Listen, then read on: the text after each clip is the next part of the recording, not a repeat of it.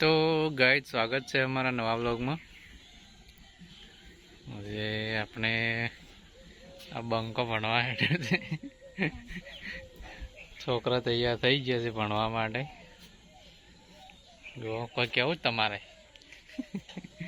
કોઈ કહેવા માગતા નથી ભાઈ।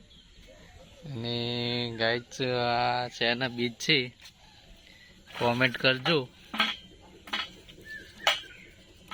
ને અમારા ઘરના કોમેન્ટ ના કરતા ખાલી, કેમ કે અમને તો ખબર છે શેના છે। અને ગાઈસ એ બીજ આવી રીતે ઉગે છે, જો એનો છોડ આવો નીકળે છે। તમે કોમેન્ટ કરજો, સાચો જવાબ આવશે તો અમે કહીએ પછી।